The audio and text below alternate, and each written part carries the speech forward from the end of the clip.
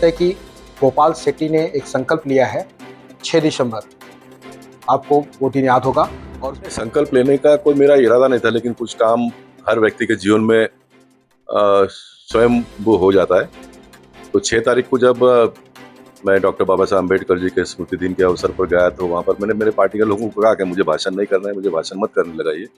फिर भी उन्होंने आग्रह किया कि उनका भी बराबर था कि 2 विधायकों ने भाषण करने के बाद मैं ही था और मेरा वहाँ पर हक बनता है, क्योंकि प्रतिमा लगाने का काम ही मैंने किया है।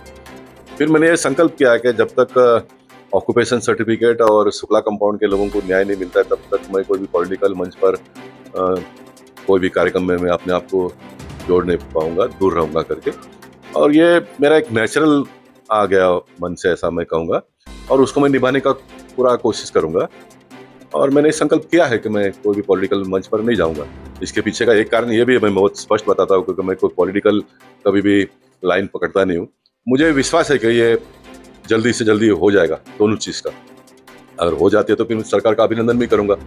जैसा भी ये इंडिगो प्लेन का हुआ, उसका मैं 3 साल से काम कर रहा हूँ, तो उसका मैंने सरकार का अभिनंदन किया, संबंधित मंत्री का भी अभिनंदन किया। वैसे इसके बारे में भी अभिनंदन करूंगा। अगर नहीं होता तो फिर जनता की आवाज़, देखिए मैं तो टोटली एक बात तो, और मेरा पार्टी का ये धोरण पॉलिसी भी है कि देश पहला। देश किसके लिए है? लोगों के लिए, बराबर है ना। तो पॉलिटिकल पार्टी के लोग किसके लिए काम करते हैं?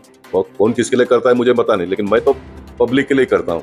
मैं 33 साल पार्टी में रहा, मेरे पार्टी के लोग भी कहेंगे, अन्य पार्टी के लोग भी कहेंगे कि गोपाल भाई ने हमेशा जनता की आवाज़ को ही बुलंद करने का काम किया है। तो जनता और जनता का विषय ये मेरे लिए टॉप प्रायोरिटी है।